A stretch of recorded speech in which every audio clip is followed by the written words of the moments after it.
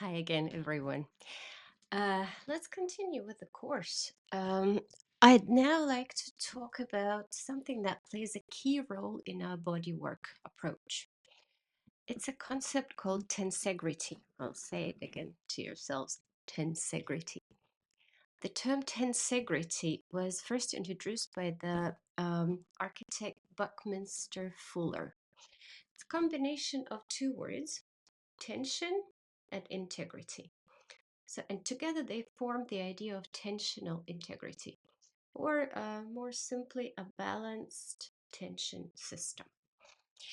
Uh, Fuller, the architect, he believed that everything in the universe exists in this state, in the state of tensegrity, from the solar system to the human body itself.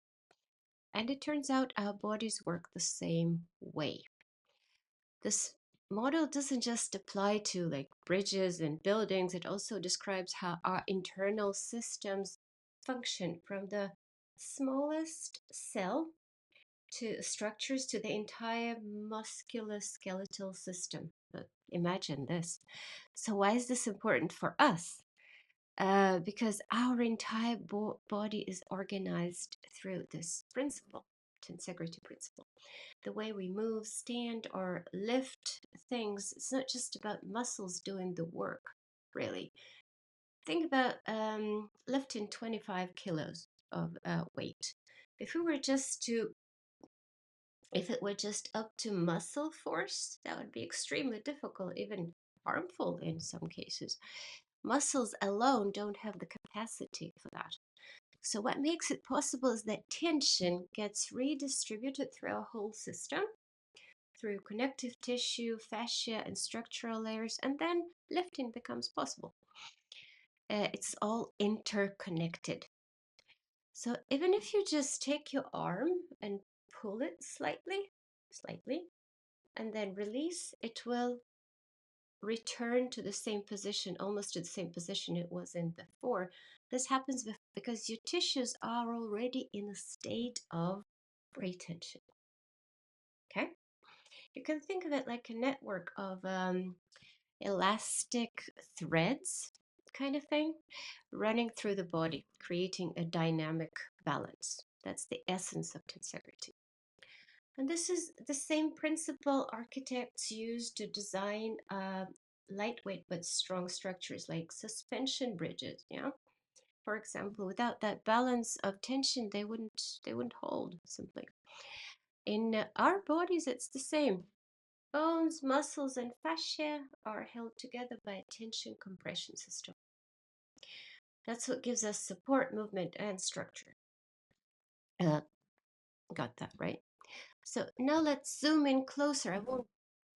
I won't dwell on it, but I think it is kind of important for us to understand that it goes all the way to the cellular level. Every cell in your body is like a tiny universe. It's not just a bag of floating parts, it's a whole internal framework called cytoskeleton. Doesn't matter, but just to call it. This cytoskeleton gives the cell its shape and even has proteins that act like tiny muscles. So yes, even our cells have their own skeleton and musculature. So just like in the body, the cytoskeleton manages tension and movement, guiding how things travel inside the cell and making sure everything gets to where it needs to go. That's cellular tensegrity, right? And it doesn't stop there. Outside the cell, there is extracellular matrix, the space between cells. It's organized, it's connected, and it's full of communication pathways that help build tissues and eventually organs. So, when we work with the body, when we touch, listen, or apply pressure, we're not just working on the surface. Because of this deep network of tensional integrity, yeah, our touch can affect the internal workings of a cell. In other words, when we touch our cells here, our internal cells get affected. And that's truly powerful, I think. So understanding this helps us approach bodywork with more precision, more perfection, more respect for the system as a whole, and more awareness of how deep our techniques really reach, even on that level. So let's take a look at what happens outside the cell, for example, beyond the cell membrane. If we imagine the cell, uh, here's the membrane, and attached to it are special proteins called integrins. These proteins help the cell connect to its environment, specifically to the extracellular matrix. Within this matrix, cells are in constant contact with one another.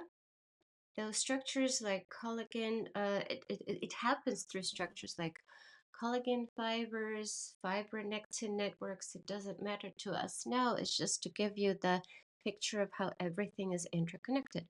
And this space, the extracellular matrix, it's filled with connective tissue, collagen, proteoglycans, and a variety of other structural elements. It's more than just a support system. This matrix also transports biologically active substances and plays a key role in communication between cells. But here's something even more important. This system, both tensegrity and the connective tissue network, doesn't just carry nutrients or hold things together. It also, now listen carefully, it also transmits impulses. It conducts energy like this. In other words, connective tissue acts as a conductor of bioelectrical activity throughout the body. Uh, if we look at another image, it shows the intercellular cellular space filled with collagen fibers, elastin, proteoglycans, and fluid and ground substance. So when we have stagnation or swelling, when that occurs, this is where it accumulates in the extracellular space between the cells. Yeah?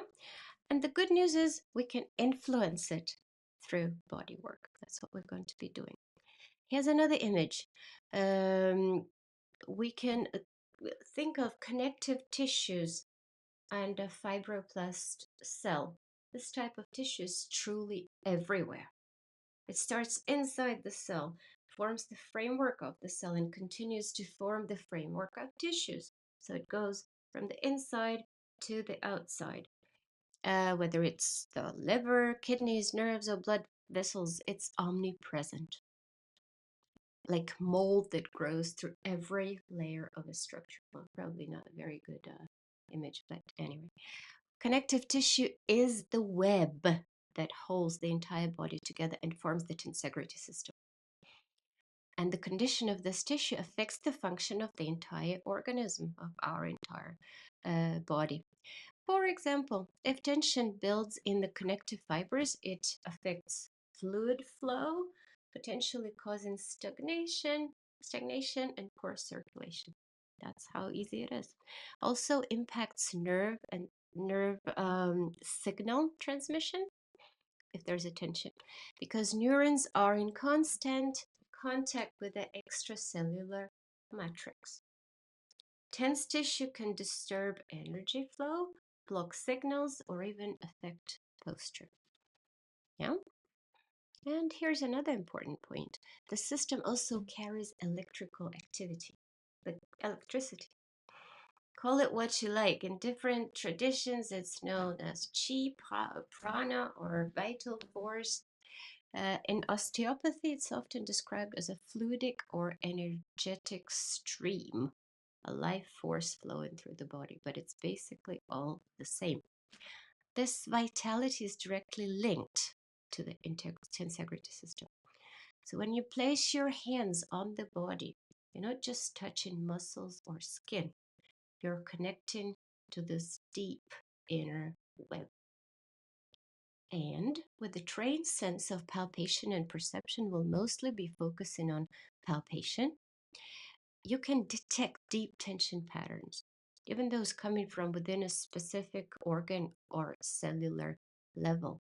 We just need practice for this. This web, this invisible tension network, acts like strings on a musical instrument. And through your perception, you can listen to where the distortion or pull is located. Do you see this? Yeah. This is what body-oriented specialists do, like me. We balance the tension in the system. We remove strain and we allow the body to reorganize itself.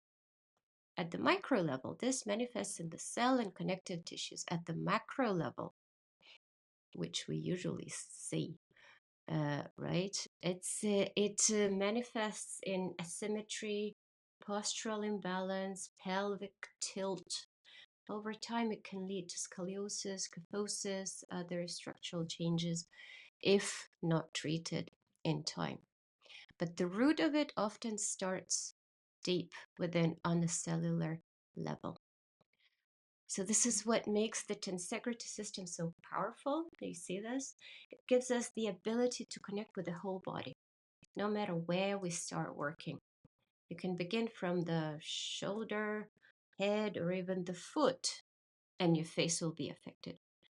If your sensitivity is well developed, and you'll be able to feel the entire system through just one contact point. Why? Because everything is connected through tensegrity. So I would encourage you to dive deeper. Watch the videos below or next videos to learn more about cellular structure, tissue anatomy, physiology. This is not going to be the point of our course. If you'd like to do so, I'd encourage you to do with other videos or other sources. But understanding this system gives you a whole new way of working with the body intelligently, deeply, and holistically. The next video is going to be about coming into a therapeutic state. So I'll see you there, and to your health.